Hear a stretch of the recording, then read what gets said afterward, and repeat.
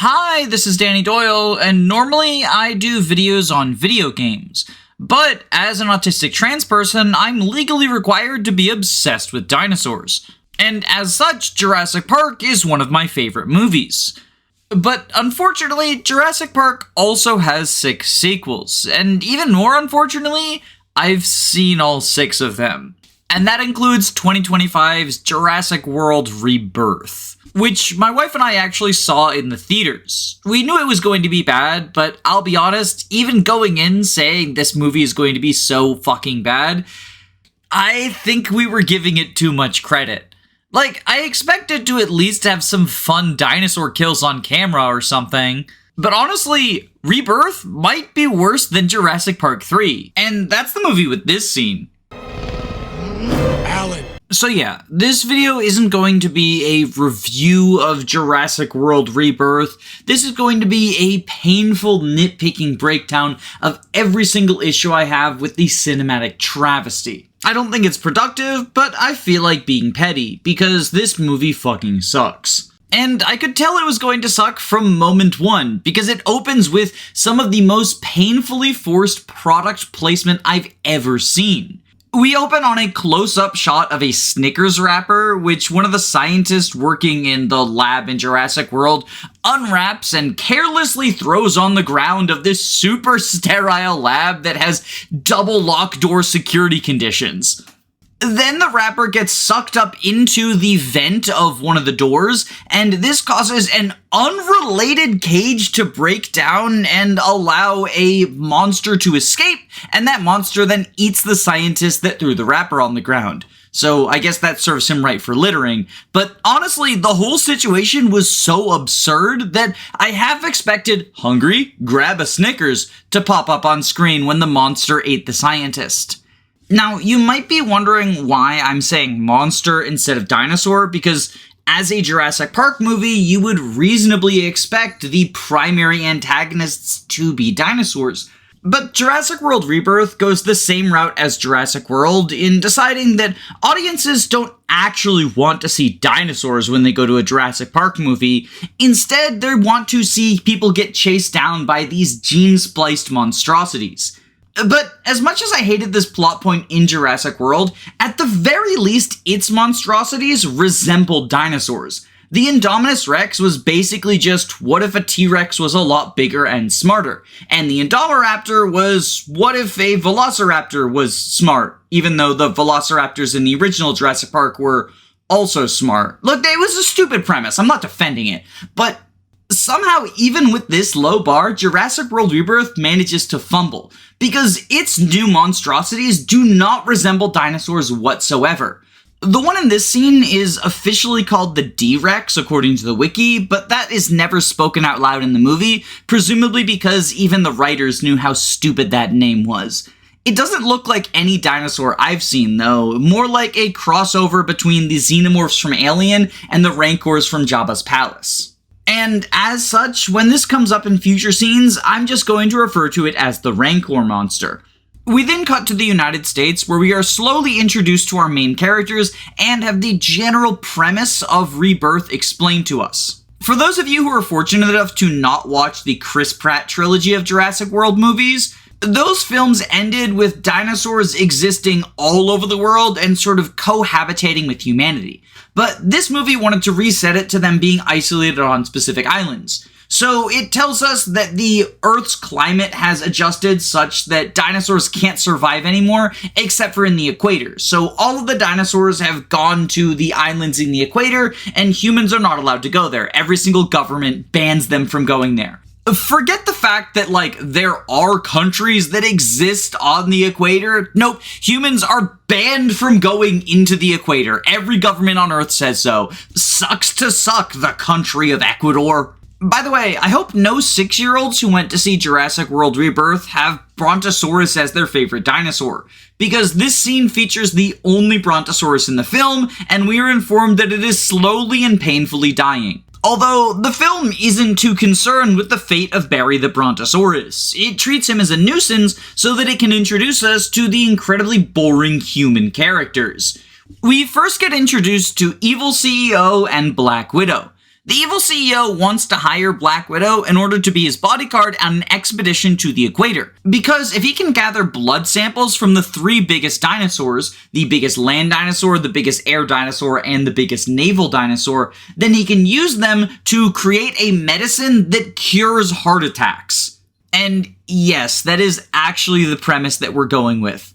Not only is it a very video game-ass plot to just seek out the 3 biggest dinosaurs of the different kingdoms of air, land, and sea, but the idea that this is some sort of magical medicine to cure heart attacks and expand all human life by 20 years is, I mean, it's frankly ridiculous on its face, but that's far from the only thing this story gets wrong about how medicine and patent law works.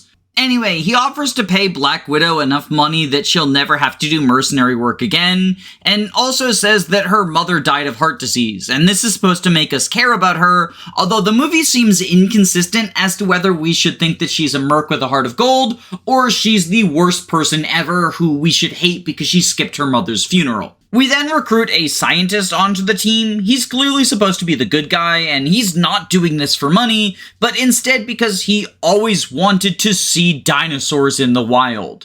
They also drop that he studied under Alan Grant, and in general, this kind of feels like a role that was supposed to be a legacy position. I suspect it was initially written to either be Alan Grant himself or the guy who studied under him in Jurassic Park 3, but they couldn't get any of the original actors to come back after the travesty that was Jurassic World 6. After getting Black Widow and Scientist on board, they go to recruit some more muscle. They're all friends of Black Widow's. We have Boat Captain, Gun Guy, French Guy, and Tattoo Girl. To call these characters one-dimensional would be selling it short. I'm fairly certain Tattoo Girl only has 2 lines, Starboard and Man Overboard. They're basically background extras who make up the majority of the cast. They do flesh out the boat captain a little bit. He's Black Widow's closest friend, and he recently had his son die, and it caused him to get divorced. Also, one of his friends died on a mission or something. Overall, he's in a similar position to Black Widow, where sometimes the movie presents him as a horrible, heartless monster who only cares about money, and sometimes it presents him as a guy with a heart of gold. Basically just whichever one the scene needs him to be. After a painfully long introduction to the team, everyone gets on a boat, and then we have a painfully long introduction to the fact that they have a giant gun that can shoot a syringe to get blood samples. Gun Guy then explains that he's the only member of this expedition with weapons that can kill dinosaurs, because he'll shoot them with a neurotoxin that paralyzes and then kills them. And in addition to this being an incredibly stupid and obvious setup to the team being unarmed for the majority of the movie, it also leads to the scientist saying with a straight face, killing a dinosaur is a sin. So, yeah, we're not off to a great start. We then leave the mercenary group behind so we can get introduced to a new set of characters, a family on a sailing trip across the Atlantic Ocean. The characters here are dad, young daughter, teenage daughter, and fuckboy boyfriend. Although Fuckboy Boyfriend is the only character whose name I actually remember because they yelled Xavier every 5 seconds when he's on screen. This sailboat scene, in addition to being an extended commercial for Twizzlers, serves to show us that Xavier is a fuck-up and that the dad hates him.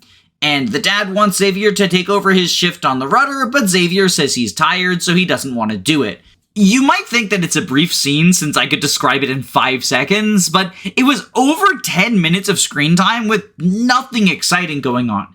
In fact, we were more than 30 minutes into the movie at this point, and it's only a 2-hour film. So we spent more than a quarter of the runtime simply explaining the premise. But finally, mercifully, a dinosaur shows up.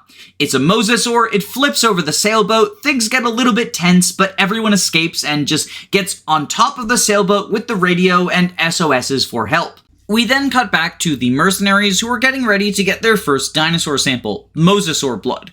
However, they hear the SOS, and the captain says that they need to go rescue the family because his son died and he's sad about that. After rescuing the family, everyone gets together to talk about how their boat got attacked by a mosasaur, and they make special note to pause and explain to us that it's weird for a mosasaur to attack a boat since boats are not food. The dad also says that they've made that exact same sailing trip every year with no problems, and the only difference was that the boyfriend was not on the boat with them. The fact that these two sentences are highlighted in the same scene had alarm bells ringing in my brain because I assumed this meant they were bringing back the stupidest element from the Chris Pratt trilogy, the human clones. You see, there's a little girl introduced in the second Jurassic World movie who is a clone of her own mother, and because she's a clone and the dinosaurs are clones, she has a special connection with the dinosaurs. It basically results in her getting the Velociraptor baby as her Disney princess animal companion. It's very fucking stupid, but the fact that they're setting up this sort of dangling mystery of why did the mosasaur attack the sailboat, and the only thing that's different is that we had this fuck-ass boyfriend on board, maybe the mosasaur was looking for him, made me think that there was going to be an Act 3 twist where it turns out he's also a clone, and the dinosaurs have a special connection to him too, but no, these weird tantalizing lines are just dropped for absolutely no reason, never gets brought up again, and like, on the one hand, I'm happy that they didn't bring back the stupid human clone shit, but on the other hand, it just makes this scene seem like even more unnecessary bloat in a film that has so much bloat to its runtime. Like, at this point, we are almost an hour into the movie, we haven't even reached the island, and we've had one encounter with a dinosaur that resulted in nothing more than a flipped sailboat. I understand the appeal of a slow burn, but Jurassic World is not the movie that's going for that. You come here because you want to see people get eaten. So I'm gonna jump ahead to the point where we finally confront the first dinosaur. After extracting blood from the mosasaur, it leaves and then comes back with a horde of spinosaurs. They're working together in order to destroy boats so they can eat people on them.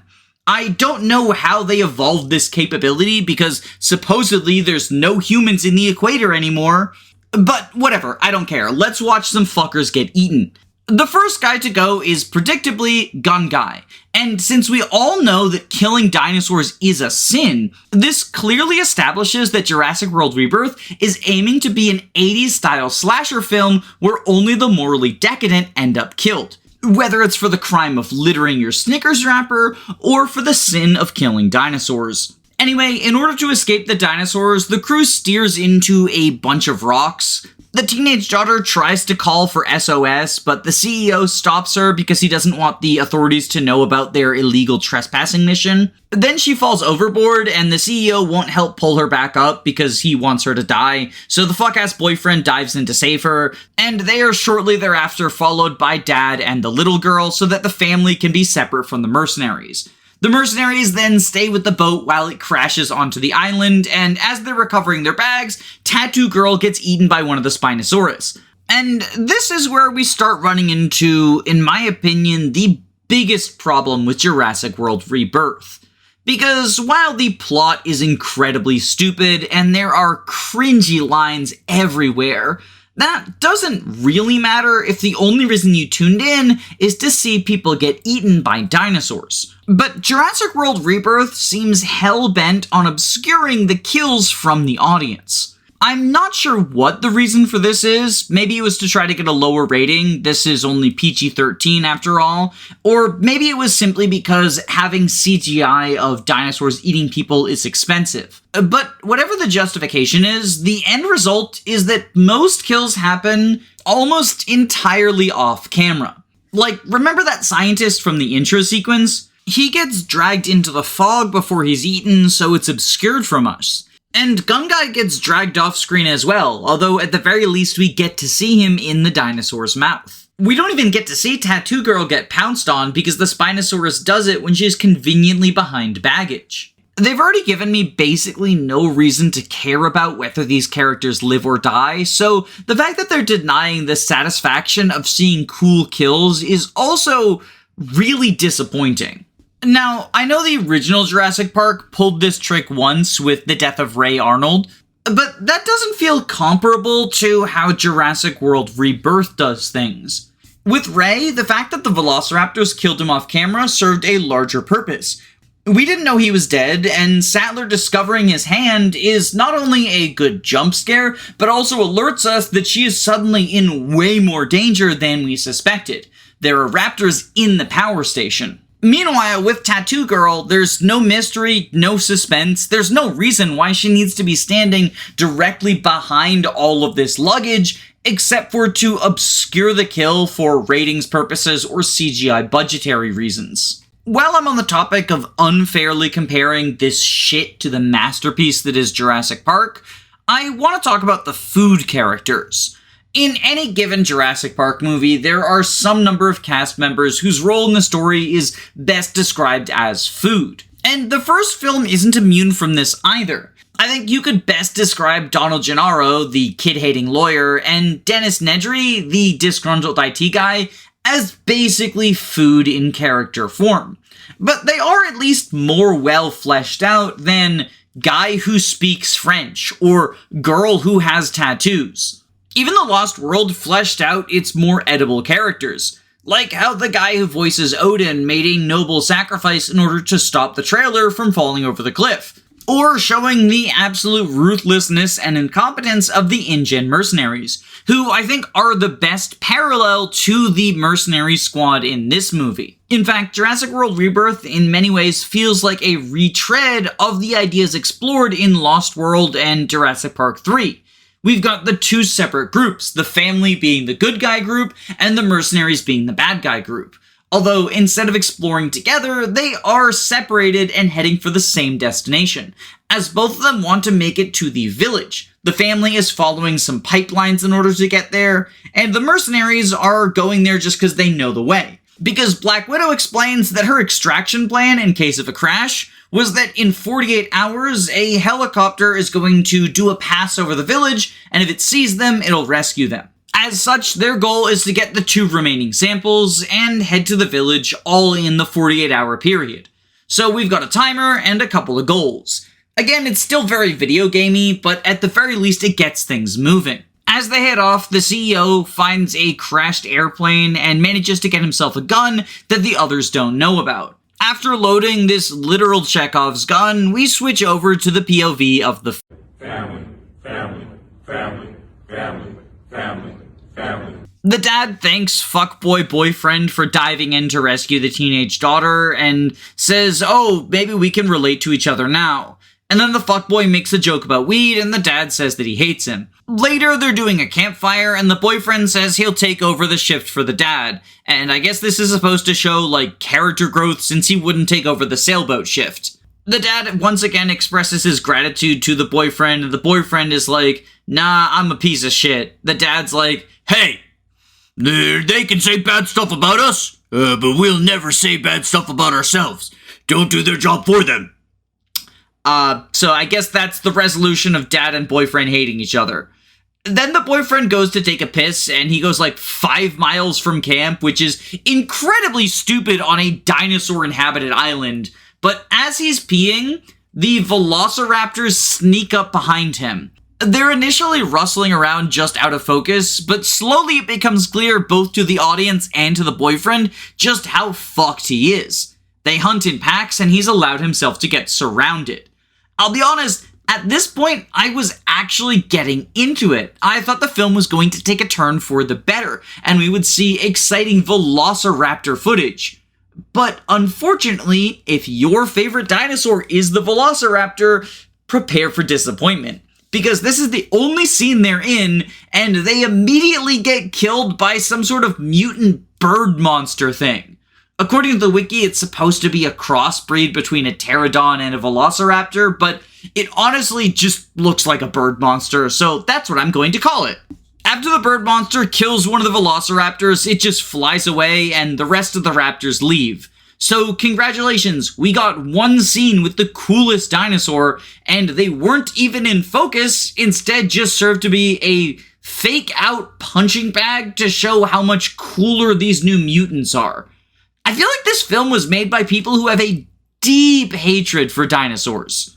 Like, they're barely in the movie, and when they are, it's often just as a punchline or punching bag for the cooler monsters that they want to show off and probably market as action figures. Like, I want to compare this scene of the raptors getting completely destroyed by the bird monsters to the way that Jurassic World handled its mutants and dinosaurs. Because while Jurassic World is a deeply flawed movie, it does at the very least have a solid philosophy and message behind it. It opens with the idea that modern audiences must be getting bored of dinosaurs, and so the CEOs of Jurassic World are investing in more and more absurd, eye-catching things in order to get the attention of children who are bored now. Under the direction of the cynical character played by Bryce Dallas Howard, they do more and more experimental crossbreeding to make exciting and flashy, attention-grabbing dinosaurs. And while these new attractions do sometimes get audiences in the door, they can never hold attention for a long time, because they need to keep escalating to bigger and bigger, fancier and fancier dinosaurs. I remember when I watched it, it felt like a very pertinent critique of the movie industry at the time, and its obsession with both reboots as well as the sort of flashy CGI arms race instead of the less flashy but ultimately better looking practical effects. And at the end of the film, this message is reinforced because Indominus Rex is defeated by the original T-Rex. For as much fancy, cynical CEO extra stuff as they can jam into it, it's still not as good as the au naturel dinosaur. I know there are people who dislike that Jurassic World could even say people would get bored with dinosaurs, but honestly, I don't think that's the message it was trying to portray. The read that I got was that out-of-touch executives just assumed audiences would be bored with dinosaurs, and so they kept trying to push the new, bigger and better thing, and that constant churn is what led to the self-fulfilling prophecy of boredom. Here in Jurassic World Rebirth, however, the message of dinosaurs getting boring is just played straight. Before the mission, in the prolonged introduction to every character, the museum guy talks about how children don't want to go to the museum anymore because they just don't care about the dinosaurs. Billy the Brontosaurus dying in the street is seen as more of a nuisance than a tragedy. He's holding up traffic, and it's frustrating to everyone around him. And in this scene, velociraptors, who are arguably the most iconic of the dinosaurs, either them or T-Rexes, are treated as an afterthought in a joke about how silly it would be if the monster was creeping up on him, but then it got eaten by a bigger monster. As weird as it is to say, it kind of felt disrespectful to the legacy of velociraptors, or at the very least the legacy of Jurassic Park. Don't worry though, if you're afraid that there won't be any more real dinosaurs on screen, the little girl in the family's got you covered. As part of the court-mandated awkward product placement, she uses Twizzlers to lure a baby Triceratops into her backpack, and it becomes her pet. So yes, she is now a Disney princess with an animal companion. We then briefly cut back to the mercenary gang, who are getting their second sample from the biggest land-dwelling dinosaur, the Titanosaurus. This is one of the few scenes with herbivores in it, and because they're non-threatening, there isn't any danger to our crew, but instead they have a zoomed-out shot with John Williams' score in it. And this is clearly meant to inspire the same feeling as when Grant Sattler and Malcolm first put their eyes on dinosaurs. They even both picked species with long necks. But this really doesn't work either from an audience or character perspective. From the audience's point of view, it's kind of hard to admire the majesty of these creatures after we've already seen so much brutal carnage on their behalf.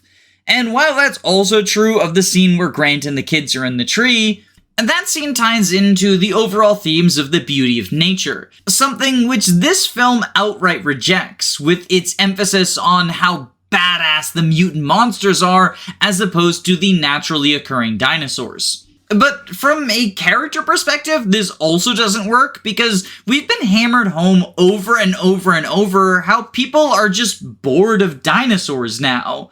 I simply don't buy that these characters are in awe of the Titanosaurus, because dinosaurs are commonplace and boring to them. This isn't even the first time they've seen dinosaurs on this trip. Remember, we fought the Mosasaurus and Spinosaurus before even landing. As such, this scene really falls flat, and it's probably the saddest point in the movie, because they clearly thought they were doing something impressive, but it is nowhere near the level of the original that they are alluding to. Regardless, though, the team gets their second blood sample, which means video objective down, moving on. We then jump back for the family for the big T-Rex river scene. This was all over the marketing, presumably because it's the only scene that has the T-Rex in it. And while I've heard some others praise this sequence, I personally wasn't a fan. The group needs to get an inflatable raft and make their way down the river because Dad broke his leg on the boat crash and he can't walk anymore. The teenage daughter sneaks past a sleeping T-Rex in order to get the inflatable raft, but when she opens it, it makes some noise and it wakes the beastie up. However, instead of immediately eating the humans, the T-Rex is groggy, so he turns around and starts drinking from the river. This gives the family the opportunity to get on the raft and start paddling away. Before the apex predator turns around, it is suitably tense, but once the T-Rex does, suddenly all of the tension leaves the room, because he starts chasing down the family, but at like half a mile per hour, just slowly plodding his way through the river. I think the idea was supposed to be that he's groggy and therefore moving more slowly, but it kind of just makes him look completely unthreatening. It also doesn't help matters that the CGI is really inconsistent. The T-Rex himself at least looks fine, but the raft looks goddamn awful. I'm talking the quality of an early 2000s television show's CGI. But making matters worse is that in some shots they're definitely using a real raft, and in others they're using this awful CGI abomination, and in cutting back and forth quickly between these shots, it makes it even more glaring just how bad the CGI stands out. Eventually, Rexy catches up to the family, and he flips the raft, knocking them all into the river, but then he just sort of fucks off instead of trying to eat any of them. After a couple of seconds, he does come back and start nipping at them in the water, but the whole him walking away and coming back thing just felt weird.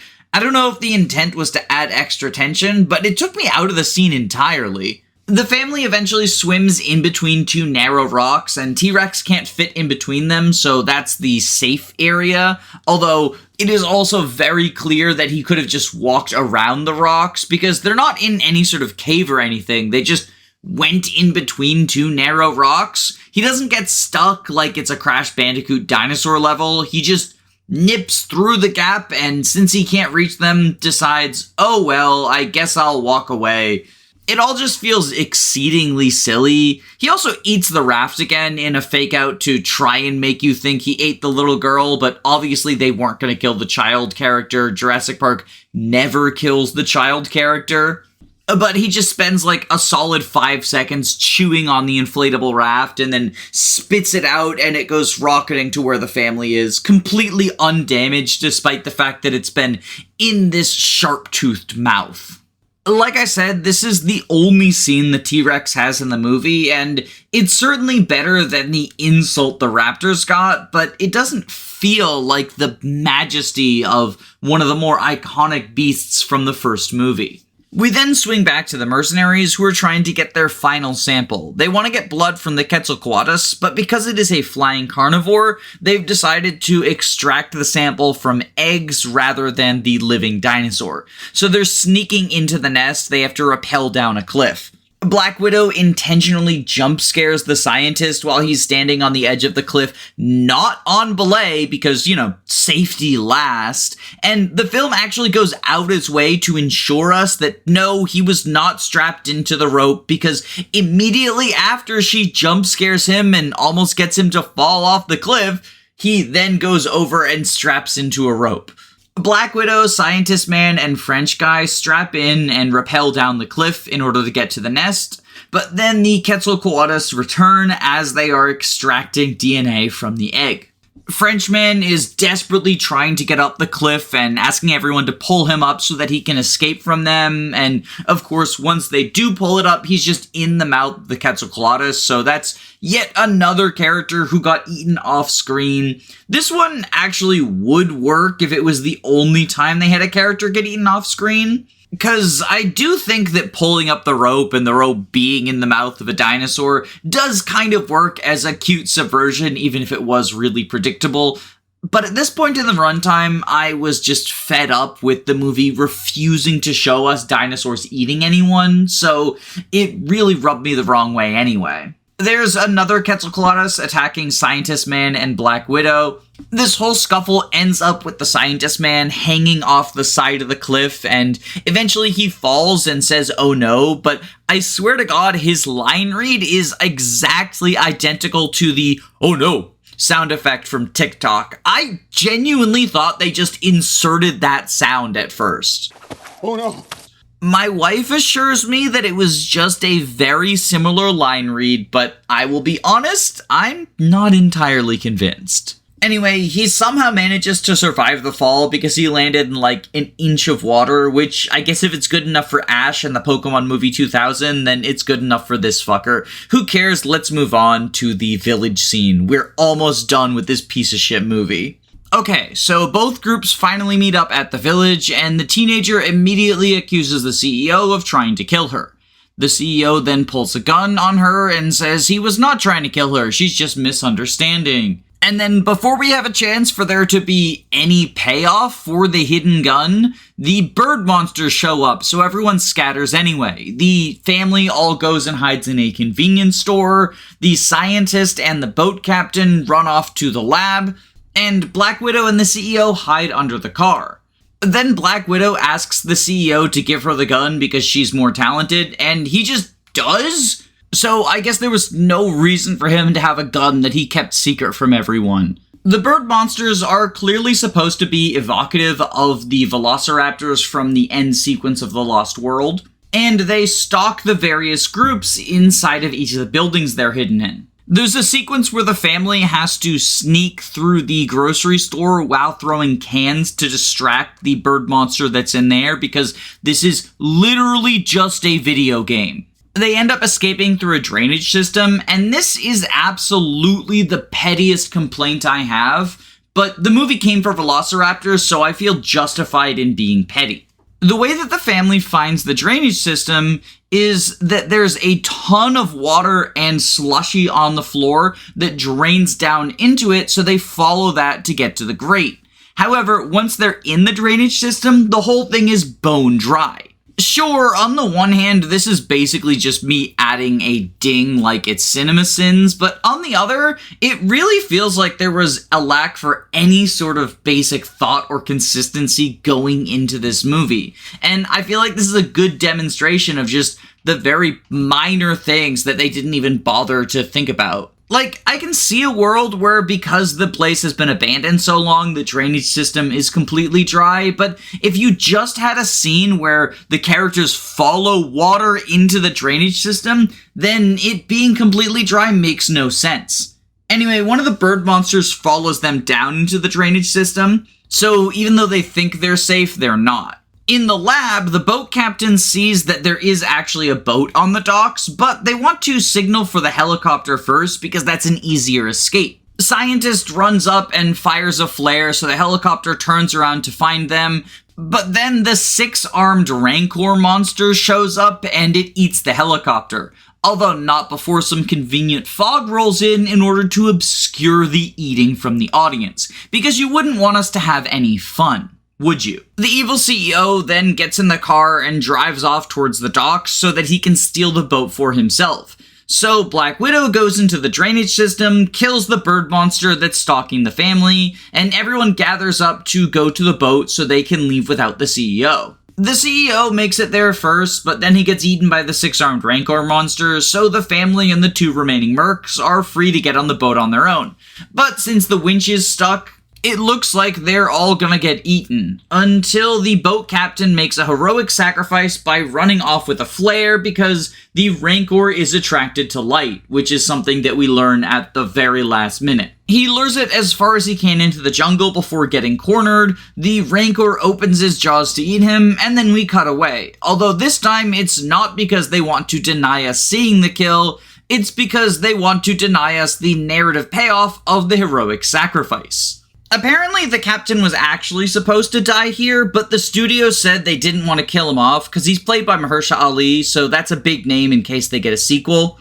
And in fairness, he was definitely the most enjoyable character in the movie, since he had, actual charisma and screen presence, whereas Scarlett Johansson was clearly sleepwalking her way through the film, and everyone else was kind of just a no-name who was there to be food. But I still really hated this fake out because it is literally the exact same thing that they did in Jurassic Park 3. The stupid understudy sacrifices himself and the pterodactyls carry him away, but then it turns out in the end he's still alive, and that happened here too. We'd never find out how he escaped the giant man-eating monster, but he somehow survived. Yippee! We end with everyone on the boat headed back towards the mainland. Black Widow agrees to make the samples open source, whatever the fuck that means. And the little girl has her pet baby Triceratops that she's bringing home, which is presented by the film as a good thing, but I'm sorry, you spent 30 minutes establishing that dinosaurs cannot survive outside of the equator. So that thing is going to die in 2 weeks. Like I said at the start, I knew this movie wouldn't be particularly good going in, but I expected it to at least be fun. This was just depressing. I'd hardly even call it a dinosaur movie. The dinosaurs are in so few scenes, and oftentimes they are just the punching bags, with them not even being deemed dangerous or cool enough to be in the final sequence. And despite the movie's attitude, I don't think kids are sick of dinosaurs. We've been going to a lot of movies this summer, and Jurassic World was the only one with a packed theater, and it was weeks after it came out. From box office numbers, there's obviously a large audience for this, and no other franchise is really picking up the slack, but Jurassic World doesn't seem to care about having dinosaurs in its dinosaur movies. This has been a bit of a trend for a while. Like I mentioned, the Indominus Rex and Indomiraptor were a thing in the original world, and Jurassic World 3 focused around giant lotuses more so than the dinosaurs themselves, but those films at least had the monstrous beasties in their finales. This honestly feels like an alien movie more so than a dinosaur one, and it wasn't all that entertaining of an alien monster movie either. I guess I'm just making this in the vain hope that it'll convince others not to make the same mistake as me.